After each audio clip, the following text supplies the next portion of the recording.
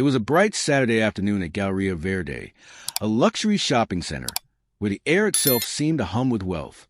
The floors were polished marble, security guards wore discreet earpieces, and the boutique stores were sanctuaries for high-end goods. Inside Aurelia Jewels, a black woman stood silently, her neat white blouse a stark contrast to the opulence surrounding her. Her name was Lena Porter.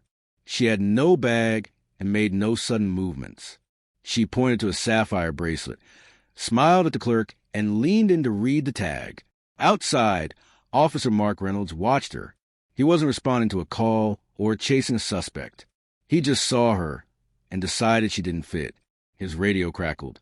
Possible casing, Aurelia Jewels, black female, late 30s, white blouse. He didn't mention what she was doing, only who she was. Seconds later, he stepped inside.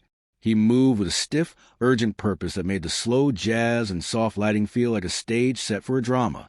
The clerk's smile evaporated. Lena turned as his hand dropped to his holster.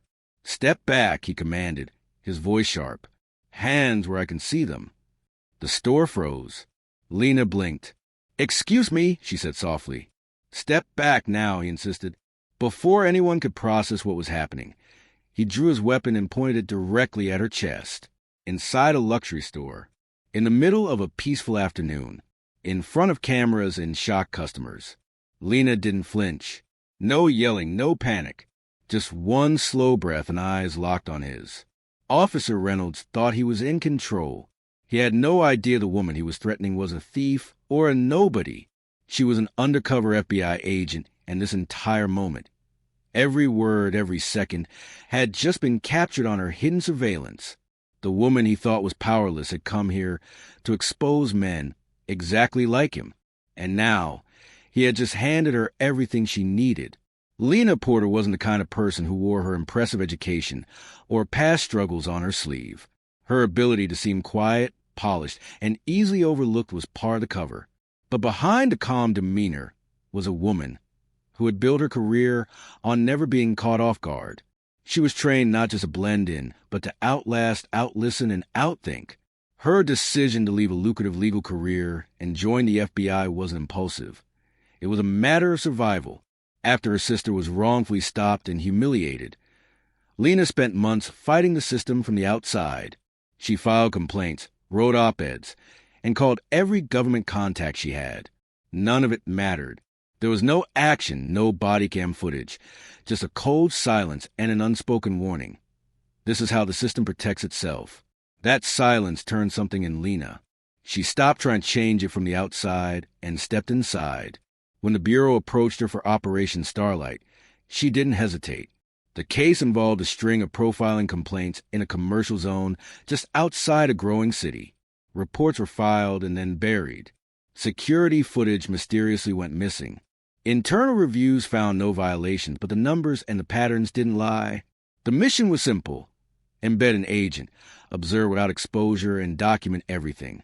Lena was perfect for it. For the past 8 weeks, she had been moving through Galleria Verde under the name Lena Porter. She rented a modest apartment and made daily passes through the shopping district. She never visited the same store twice in a row, never drew attention, and never provoked. She simply watched, studied faces and timings, and let the officers write their own stories. Officer Mark Reynolds was a constant in that story. His file was thin, too thin. It showed a dozen citizen complaints, all marked unfounded, and a handful of commendations, but no record of mentorship or community outreach. Lena quickly realized that his authority came not from the law, but from his own perception of it. He moved with the confidence of someone who knew every camera blind spot and who had friends on the review board. He had what law enforcement calls strong situational instinct. In reality, it meant he followed people based on his gut, and his gut didn't trust people who looked like Lena. She watched him trail black teenagers, linger near Latina mothers, and make his presence felt around Korean store owners. He never raised his voice or used slurs, but the message was always clear. You're being watched. What struck Lena wasn't just what he did, but what others didn't do. No fellow officer questioned him. No mall manager filed concern. The silence was deafening, and it was exactly what Operation Starlight was designed to expose. To gather evidence, Lena used a custom recording system hidden in everyday items: earrings, a phone case, a belt buckle that doubled as a camera lens. Her tone was always polite and non-confrontational, but never submissive. She gave them just enough space to show their true colors. She logged every interaction, time-stamped every incident, and uploaded the footage in real time to secure FBI portal. The day of the jewelry store incident wasn't planned. Lena had already made 3 passes through different wings of the mall that week. Aurelia Jewels was one of the last places she hadn't entered. She knew it was high-end and had a reputation for escorting out customers they deemed out of place. She entered just as she always did, with soft steps and a neutral expression. She greeted the clerk, asked about birthstone sets, and leaned in to examine a sapphire bracelet. Everything about her body language was careful and non-invasive. She gave no reason for concern. But she didn't need to. Outside, Reynolds saw her through the glass, and that was enough. He tapped his radio with vague but loaded words. Black female Aurelia, possible casing. Seconds later, the door chimed. Lena looked up, already knowing what was coming. Reynolds' walk was stiff, urgent, too fast for someone casually entering a store. His eyes were hard, and his hand hovered near his belt. Lena didn't move. Her heart rate stayed steady. Her earrings were recording. The watch on her wrist vibrated once. Signal received, live stream active. Then came the moment his voice cut through the quiet hum of the store. Step back. Hands where I can see them. The clerk froze. A customer near the exit slowly stepped out. The air felt thin. Lena lifted her hands, slightly, but didn't retreat. "Excuse me," she asked softly. Reynolds' voice rose. "Don't make me repeat myself." And then he pulled his service weapon, pointing it directly at her chest in full view of cameras and witnesses. That was the moment the story changed, not for her, but for him, the moment he drew his weapon. Something irreversible broke through the air. Not just the silence of the store, but the fragile illusion of authority cloaked in control. Lena didn't blink. The gun didn't scare her. What scared her was how easily he did it. No hesitation, no threat, just an assumption turned lethal. She could have ended it right there, revealed her badge, and dismantled him in front of everyone. But this wasn't about him losing his job. It was about exposing a system that let him feel so untouchable. So she did nothing. Just breathed, raised her hands, and watched his face. Reynolds' eyes flickered. He expected fear, but instead saw a quiet calculation. A moment later, a mall supervisor stepped in, alerted by a silent panic button. "Officer," the man said cautiously. "What's going on here?" Reynolds' voice tightened. She was acting suspicious. But Lena hadn't moved. No merchandise was touched. No bag, no sign of theft. The supervisor hesitated, glancing at her, then back at the drawn gun. "Maybe we could step outside?" Reynolds didn't lower his weapon until backup arrived. 2 more officers, both unsure what they were responding to. Lena stood still through it all. Her voice never rose, but her equipment had already done its job. The entire interaction, from the moment the door chimed, had been captured with clear audio and a wide-angle lens, live-streamed and time-stamped into Bureau's encrypted database. By the time Reynolds holstered his gun, the FBI already had the footage. Reynolds filed his report. It was vague, full of familiar phrases like non-compliance and perceived threat. The manager's statement conflicted with his, as did the security footage that hadn't conveniently glitched. But Lena had the unfiltered truth. She submitted the full video to the Bureau with detailed notes, and quietly, the system began to turn. Internal Affairs opened a preliminary review. Back on duty, Reynolds felt something shift. His partner avoided eye contact. Conversation stopped when he walked into rooms. He brushed it off until he got the call. Mandatory administrative leave pending investigation. He swore, slammed his locker, and paced the parking lot for an hour. His instinct told him someone inside was leaking. His gut turned, and his mind landed on one name, Lena Porter. He started watching her from a distance. One evening, he followed her out of the mall. She noticed him, but didn't flinch. She just turned and said, "Do you need something, officer?" His face hardened. "Just making sure you're not casing anything else." Her voice didn't waver. You already got what you needed. You just don't know it yet. Reynolds wasn't the only one getting nervous.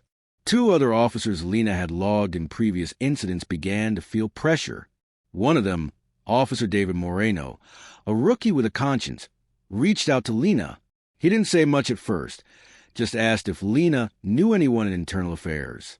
Lena didn't confirm or deny. She just listened. David had seen things. The planted suspicion, the unnecessary force, the cold silence that followed. He was tired of it. He wanted out. Lena told him carefully, "If you talk, there's no going back." He replied, "There's no going forward if I don't."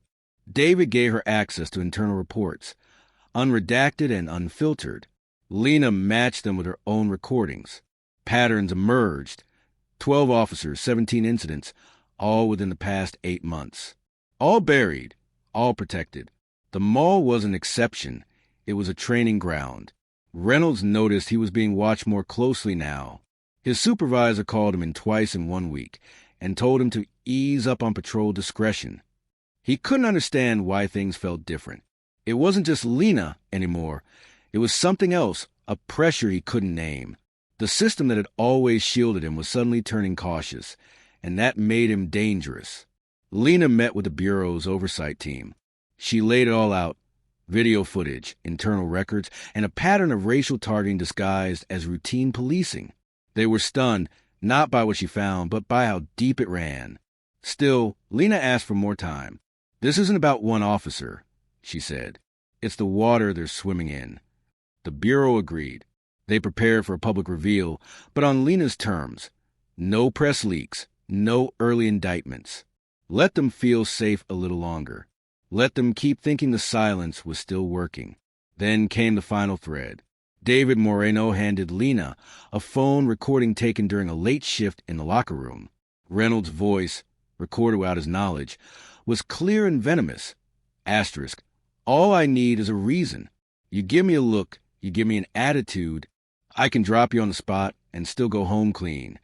Asterisk, that wasn't instinct. That was intent. And now it was evidence. The next day, Lena walked into Aurelia Jewels one last time. Same blouse, same earrings, same smile. The clerk didn't flinch this time. "Back again?" she asked. Lena nodded. "Just wanted to see how it feels to be here without a gun in my face." Across the mall, Reynolds saw her. He didn't approach, didn't move. He just watched because now, for the first time, he felt what it was like to be observed. Not suspected. Not profiled. Exposed. By the time Lena stepped into the Bureau's operations room to present her findings, the tone had already shifted. No longer was she just an undercover agent. She was the architect of a case that reached far beyond a single mall or officer. Her file on Mark Reynolds wasn't a report. It was a mirror held up to a system that had gotten too comfortable with not being seen. She played the footage first, the uncut video from Aurelia Jewels. No voiceover, no dramatic edits.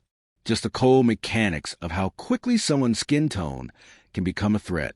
The room stayed silent as Reynolds' voice barked commands as his weapon came into frame, as Lena's calm resistance made the scene even more unbearable. A few agents looked away. Others scribbled notes. No one asked for clarification. Then she dropped the locker room recording. Reynolds' voice, raw and cocky. Asterisk, "Give me a look. I can drop you and still go home clean." Asterisk, the director of the Bureau leaned back in his chair. "And you're sure this wasn't isolated?" Lena didn't blink. "We have 17 matching patterns, 12 officers, internal collusion, suppressed footage, false reporting, and community trauma that spans over a decade." She looked him in the eye. "This isn't about discipline. This is about doctrine." What followed wasn't instant headlines or handcuffs. It was paperwork, layers of it. Internal Affairs, Department of Justice, coordination with civil rights divisions. But behind closed doors, Reynolds was already finished. He just hadn't been told yet. He found out during a surprise call-in. No badge, no gun, no goodbye. He tried to posture, asked for legal counsel, and cited his years of service. But the evidence was no longer deniable, and his department wasn't protecting him. Too many eyes, too many witnesses. The culture of silence had turned to survival. Still, Reynolds wasn't ready to let go. He called Lena. She didn't answer. He waited outside her apartment one night. She didn't come home. When he finally saw her again, it wasn't in uniform or under arrest. It was at a closed-door disciplinary review hearing. He was in a chair. She was behind a glass wall. The power he once had, the assumption, the threat, the unchecked authority, was gone. The real twist was never that Lena was FBI. That secret was meant to end eventually. The real twist was that the silence he relied on was never silence at all. It was evidence, waiting for its moment. Lena didn't speak at the hearing until the end, when the panel asked if she had anything to say. She stood up, walked to the edge of the room, and spoke without anger. You drew your gun not because of what I did, but because of what you thought I was. You called it instinct. I called it inheritance. And every time someone lets that slide, it becomes part of the system, not the exception. She paused, then turned toward Reynolds. This isn't just about you. But today it has to start with you. He didn't respond, just stared down at the table, jaw tight, fingers curled. No outburst, no apology. Just the dawning realization that the room wasn't bending for him anymore. Lena's report didn't end with a list of names. It ended with a blueprint. A policy overhaul was drafted. An external review board was installed. Officers were retrained. Some removed. The mall renewed its security contracts under federal oversight, and Aurelia Jules installed its own internal anti-profiling training. Small shifts, but real ones. Outside the system, the video went viral. The footage of Reynolds pulling his gun in a luxury store with no cause spread across platforms and hours. But what resonated wasn't just violence. It was Lena's quiet, her calm, her control. She hadn't shouted. She hadn't fought. She had made the system convict itself. People asked why she didn't scream, why she didn't defend herself louder. She answered in one interview, "If I screamed, they'd say I was aggressive. If I ran, they'd say I was guilty. If I stayed calm, they still pulled a gun. So I chose a version that gave me evidence, not excuses." Months later, Lena stood in front of a lecture hall filled with young law students. She wasn't wearing a badge. There was no title card behind her, no case number, just a simple projector displaying one still image, Reynolds' gun midair, caught in the frame of her hidden camera. She let the silence stretch, not dramatically, just real. Then she spoke. We teach people to trust the system. We don't always tell them that systems are made of people. And people have instincts, biases, fears.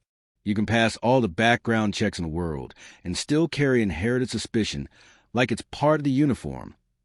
The students were still, eyes fixed. No one scrolled. No one whispered. Lena continued, I didn't join the FBI to lock people up.